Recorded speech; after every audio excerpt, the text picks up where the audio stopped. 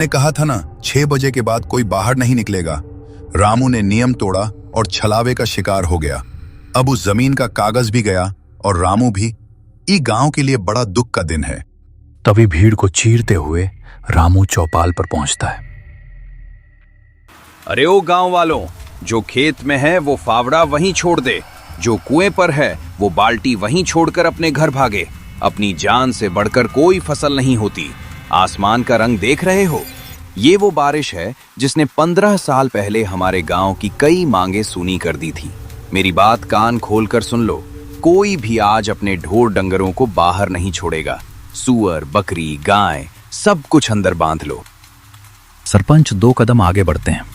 उनकी आवाज अब और भारी हो जाती है, जैसे वो कोई बहुत भयानक राज बता रहे हैं। सरपंच, जैसे ही घड़ी की सुई 6 पर पहुंचे, हर घर का दरवाजा अंदर से कस के बंद हो जाना चाहिए। और सुन लो, 6 बजे के बाद अगर दरवाजे पर कोई दस्तक हो, चाहे वो आवाज तुम्हारे अपने बेटे की हो, तुम्हारी सगी माँ की हो या किसी रोते हुए मुसाफिर की, कोई कुंडी नहीं खोलेगा। खिड़की से बाहर झांकने की भी गलती मत करना। वो छलावा है। वो अपनों की आवाज में पुकारता है और जो एक बार देहरी पार करता है उसका शरीर भी नसीब नहीं होता। चलो सब अपने अपने घरों में छुप जाओ और दिए बुझा देना। जामलाल का कच्चा घर। मूसलाधार बारिश। रामलाल जी, कुंडी तो लगा दी है, खिड़कियां भी बंद कर दी हैं, पर ये हवा की साए साए सुन के मेरा तो कलेजा मुंह को आ रहा है। ऐसा लग रहा है जैसे कोई दरवाजे के बाहर का होकर भारी भारी सांसें ले रहा हो। हर बार जब ये मौसम बनता है मेरी तो रूह कांप जाती है। सरपंच जी आज कुछ ज्यादा ही डरे हुए लग रहे थे। लालटेन की लौ थोड़ी और कम कर दे गोमती। बाहर से अंदर रोशनी नहीं दिखनी चाहिए, डरना भी चाहिए। ये बेमौसम की बारिश हमारे गांव के लिए किसी श्राप से कम नहीं। तुझे याद है ना बिरजू चौकीदार, 15 साल पहले वो अपनी बीमार बीवी के लिए वैद्य को बुलाने निकला था। उस रात भी ठीक ऐसी ही आंधी उठी थी और वो 6 बजे के बाद बाहर ही रह गया था। हे राम, फिर क्या हुआ था बिरजू के साथ? हुआ क्या?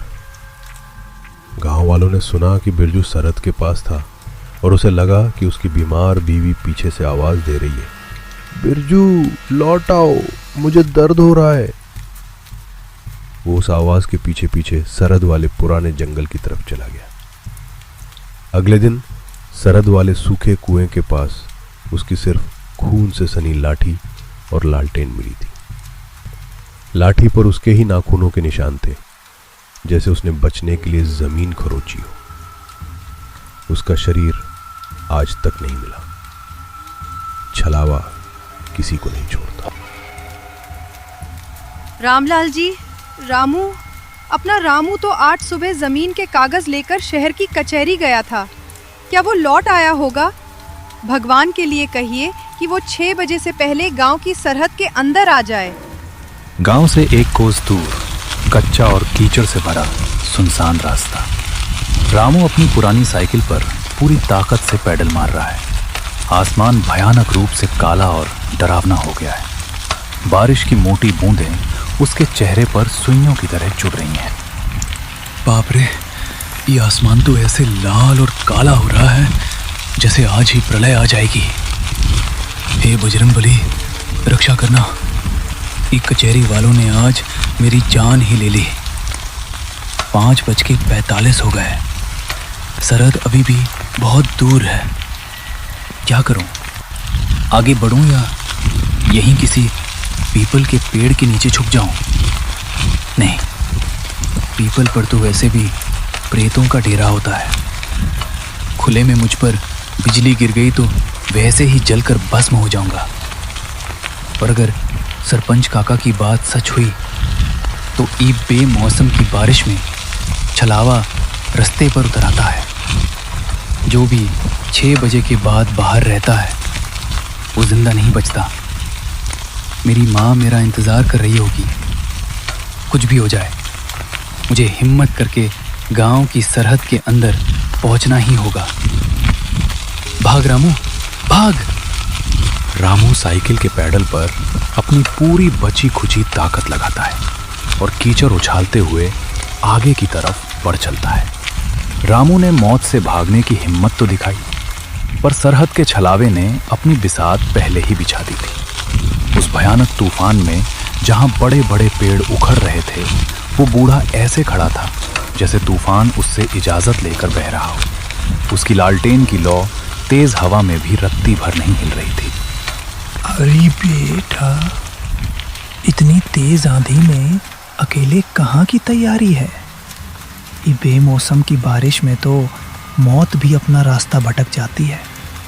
तू तो फिर भी मिट्टी का इंसान है। काका, मुझे सोनपुर गांव जाना है। आप इस सुनसान जंगल में क्या कर रहे हैं? आप बारिश में भीग क्यों नहीं रहे? और मुझे रास्ता पार करने दीजिए, 6 बजने वाले हैं। भीग क्यों नहीं रहा? अरे लल्ला, ये कंबल बहुत मोटा है। और सोनपुर, तू आगे कैसे जाएगा मेरे लाल? आगे तो साक्षात मौत तेरा मुंह बाय इंतजार कर रही है। मैंने अभी अभी अपनी इन बूढ़ी आंखों से देखा है। सोनपुर जाने वाली पगडंडी की जो पुरानी पुलिया थी ना, वो नदी के भयानक उफान में पूरी तरह टूटकर बह गई है। रास्ता बंद है बेटा। क्या? पुलिया टूट गई? पर मुझे गांव जाना ही होगा। 6 बजे के बाद इस रास्ते पर रुकना मना है काका। मुखिया जी ने कहा है छलावा आता है, मैं मारा जाऊंगा। मुखिया तो खुद इस वक्त अपने घर में 4 रजाइयां ओढ़कर दुबक कर बैठा होगा। और अगर तू उस टूटी पुलिया के पास गया और नदी में गिर गया तो तेरी जिम्मेदारी क्या वो मुखिया लेगा? तेरी लाश को तो मछलियां भी नहीं छोड़ेंगी। देख बेटा, मैं तो बूढ़ा आदमी हूँ, दुनिया देखी है मैंने। ये बिजली जब गिरती है ना, तो इंसान को राख बना देती है। बूढ़ा अपनी लालटेन थोड़ा ऊपर उठाता है। रोशनी रामू के डरे हुए चेहरे पर पड़ती है। मैं तो इस पगडंडी के पीछे अपने पक्के घर में जा रहा हूँ। वहाँ अच्छी चूल्हे की आग जल रही है और गरम गरम खाना भी रखा है। तू चाहे तो आज की रात मेरे गरीब खाने में रुक जा। सुबह होते ही पानी कम होगा तो चले जाना। पर काका, मैं आपको जानता नहीं। मुखिया जी ने कसम दी थी कि किसी भी अनजान के साथ जाने से मना किया था। ये रास्ता ठीक नहीं है। जैसी तेरी मर्जी बेटा, मेरा क्या है। मेरी तो उम्र हो गई है। मैंने तो एक परेशान मुसाफिर को अपना बेटा समझकर पनाह देनी चाहिए। अगर तुझे गांव वालों की झूठी कहानियों पर ज़्यादा भरोसा है तो रुक जा इसी भयानक जंगल में। भगवान ना करे रात को कोई जंगली जानवर आ गया या बिजली गिर गई तो सुबह सोनपुर वालों को तेरी लाश उठाने भी नहीं आना पड़ेगा। मैं तो चला अपनी आँख सेकने। बूढ़ा धीरे धीरे धुंध में आगे बढ़ने लगता है। उसके कदमों की आवाज़ कीचड़ में नहीं आती। रामू अंधेरे, बारिश, बंद रास्ते की बात और अकेलेपन के खौफ से पूरी तरह टूट जाता है। एक तेज बिजली कड़कती है जो रामू के बचे हुए हौसले को चकनाचूर कर देती है। रुकिए काका, रुकिए। मुझे इस खौफनाक जंगल में अकेला मत छोड़िए। मैं चलता हूँ आपके साथ। आज की रात मुझे पनाह दे दीजिए। रामू को लगा कि उसने मौत के जबड़े से खुद को बाहर निकाल लिया है और एक समझदारी भरा फैसला किया है। लेकिन हकीकत तो ये थी कि छलावे का पुराना जाल पूरी तरह बुना जा चुका था। रामू खुद चलकर अपने ही पैरों से अपनी कब्र की तरफ जा रहा था और अब 6 बज चुके थे। बूढ़े के चेहरे पर एक शैतानी खौफनाक मुस्कान नजर आती है, जिसकी आंखें एकदम सफ़ेद और खाली हैं। रामू अपनी साइकिल वहीं ज़मीन पर छोड़ता है और उस बूढ़े के पीछे पीछे उस अंधेरी अनजानी पगडंडी पर चल पड़ता है। घर के अंदर एक कोठरी है। कोने में मिट्टी का चूल्हा है जिसमें पीली आग जल रही है। एक पुरानी चारपाई बिछी है। रामू कांपते हुए अंदर आता है और अपने कपड़े निचोड़ने। आजा लल्ला, अंदर आजा। बाहर की कुंडी ज़रा कस के लगा दे। ये तूफान तो आज रात भर तांडव करेगा। जा, उस चारपाई पर बैठ जा। मैं चूल्हे की आग थोड़ी और तेज़ कर देता हूँ, तेरी सारी ठंड निकल जाएगी। रामू, भगवान आपका भला करे काका। अगर आज आप मुझे रास्ते में ना मिलते तो मैं पक्का उस सुनसान जंगल में मारा जाता। आपका घर तो बहुत बढ़िया और गर्म है। भगवान तो सबका भला करता है बेटा, पर इंसान लालच में पड़कर खुद अपनी चिता सजा लेता है। आग तो गर्म होती ही है, चाहे घर की हो या शमशान की। तू ज़रा चैन से बैठ। हाँ तो ये बता लल्ला, इतनी घनघोर बारिश और बिगड़े हुए मौसम में तू कहाँ से आ रहा था? कपड़े तो तेरे ऐसे हैं जैसे किसी बड़े काम से गया हो। कचहरी गया था काका, शहर वाली बड़ी कचहरी। बड़ा लंबा दिन था आज। मेरे बापू के ज़माने का एक मुकदमा चल रहा था, ज़मीन का। आज जाके फैसला हुआ है। अरे वाह, ज़मीन का फैसला? ये तो बहुत बड़ी बात है। और तेरी शक्ल बता रही है कि फैसला तेरे ही हक में हुआ है। कौन सी ज़मीन है बेटा? गांव की सरहद वाली 50 बीघा ज़मीन काका, वो जो पुराने कुएं के पास है। मेरे बापू ने उसे बरसों पहले किसी दीनानाथ नाम के आदमी से खरीदा था, पर उसके रिश्तेदारों ने केस कर दिया था। आज मैंने वो केस जीत लिया। अब मैं पूरे सोनपुर गांव का सबसे अमीर आदमी बनूंगा। दीनानाथ का नाम सुनते ही बूढ़े के हाथ अचानक रुक जाते हैं। चूल्हे की आग एक पल के लिए एकदम नीली पड़ जाती है। बूढ़ा धीरे से अपनी जगह से उठता है। सरहद वाली ज़मीन, दीनानाथ की ज़मीन, ये तो बहुत बड़ी खुशी की बात है लल्ला। इतनी बड़ी जीत खाली पेट नहीं मनाते। तू बैठ, अंदर मेरी गैया का ताज़ा दूध रखा है, मैं उसे गर्म करके लाता हूँ। रामू आग ताप रहा है, पर उसे अचानक महसूस होता है कि चूल्हे की आग से अब गर्मी नहीं आ रही है, बल्कि बर्फ जैसी ठंडक निकल रही है। थोड़ी देर में बूढ़ा एक मिट्टी के कुल्हड़ में दूध लेकर आता है, जिसमें से भाप निकल रही है। ले बेटा, पी ले। ये तेरी जीत का पहला शगुन है। धन्यवाद काका। वैसे आप उस दीनानाथ को जानते थे क्या?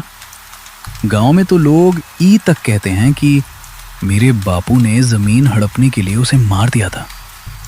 लोग तो मेरे बापू को कातिल मानते हैं। लोग सच नहीं जानते रामू, और झूठ को ही बरसों से सच मान बैठे हैं।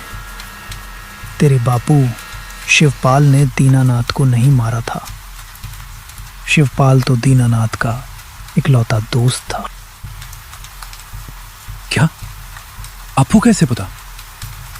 हाँ, मेरे बापू तो उन्हें बचाने की कोशिश कर रहे थे ना। तो फिर दीनानाथ को किसने मारा था काका? दीनानाथ को मारा था उस लालची सरपंच रामदीन और गांव के उन पंचों ने। उन्हें वो उपजाऊ जमीन चाहिए थी। उन्होंने दीनानाथ पर मंदिर की मूर्ति चुराने का झूठा इल्जाम लगाया और उसी सरहद वाले पेड़ पर जिंदा लटका दिया।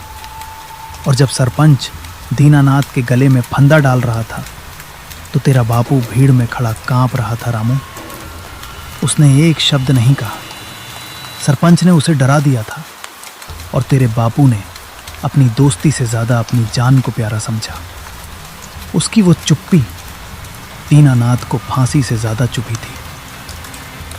रामू, ये आप क्या कह रहे हैं काका? पर आपको ये इतनी अच्छी तरह कैसे पता? आप कौन हैं? ओल्ड मैन, क्योंकि मैं ही दीनानाथ हूँ रामू। ये खून, तुम दीनानाथ हो? पर जब मेरे बापू ने तुम्हें नहीं मारा तो तुम मेरे पीछे क्यों पड़े हो? मैंने तुम्हारा क्या बिगाड़ा है? मुझे जाने दो। दीनानाथ, तेरा बापू कायर था, पर मैंने उसे माफ कर दिया था। मैंने 20 साल तक तेरे परिवार की तरफ आंख उठाकर नहीं देखा, पर तू जमीन के लालच में अंधा हो गया। तू कचहरी गया उस जमीन पर अपना नाम लिखवाने। इस जमीन मिट्टी नहीं है रामू, ये मेरा खून है। जो भी इंसान इस जमीन पर अपना हक जताएगा उसे कीमत अपना खून देकर चुकानी होगी। मुझे माफ कर दो, मुझे नहीं चाहिए ये जमीन। ये जमीन तुम्हारी है। मैं आज ही कागज फाड़ दूंगा। पर ये बेमौसम बारिश क्यों? ये तूफान क्यों लाते हो तुम? बारिश? 20 साल पहले जिस दिन मेरा दम घुटा था, उस दिन भी आसमान में सूरज चमक रहा था, पर मेरी नाइंसाफ़ी की मौत के साथ ही आसमान ने अपना नियम तोड़ दिया था। सूरज छुप गया और ऐसी ही भयानक बेमौसम बारिश हुई थी। वो बारिश नहीं, मेरा खौलता हुआ खून और मेरे आंसू थे रामू। मैंने मरते वक्त श्राप दिया था कि जब जब आसमान बिना मौसम के रोएगा, तब तब सरहद और शमशान के बीच का रास्ता खुल जाएगा और मैं अपना हिसाब लेने बाहर आऊँगा।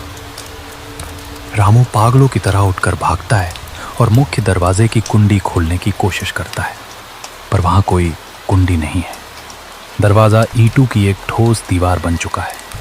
वहाँ कोई दरवाज़ा था ही नहीं। आंखें खोल रामू, आंखें खोल और मौत को गौर से देख। तेरी जान लेने से मेरी प्यास नहीं बुझेगी रामू। तेरा बाप कायर था, पर कातिल नहीं। कातिल तो वो लालची सरपंच रामदीन है, जो आज भी उस कुर्सी पर बैठकर गरीबों का खून चूस रहा है। मैं तुझे एक ही शर्त पर जिंदा छोड़ रहा हूं। कैसी शर्त? मैं सब करूंगा, जो कहोगे वो करूंगा। दीनानाथ, सुबह होते ही पूरे गांव के सामने इस जमीन का सच उगल देना। सरपंच के पाप का घड़ा बीच चौपाल पर फोड़ देना। अगर तूने डर के मारे अपना मुंह बंद रखा तो अगली बेमौसम बारिश में ये छलावा सिर्फ तुझे नहीं, तेरे पूरे खानदान को इसी कब्र में खींच लाएगा। जा और मेरा इंसाफ कर। सुबह की धूप ने रात के तूफान को तो शांत कर दिया था, पर सरहद के पास जो सन्नाटा था वो किसी बड़े तूफान की खामोशी थी। गांव वाले रामू की लाश ढूंढ रहे थे, लेकिन सरहद का छलावा आज एक अलग ही खेल खेल चुका ने कहा था ना, 6 बजे के बाद कोई बाहर नहीं निकलेगा। रामू ने नियम तोड़ा और छलावे का शिकार हो गया। अब उस जमीन का कागज भी गया और रामू भी। ये गांव के लिए बड़ा दुख का दिन है। तभी भीड़ को चीरते हुए रामू चौपाल पर पहुंचता है।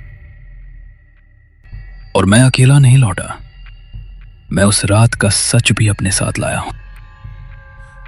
रामू, तू जिंदा कैसे है?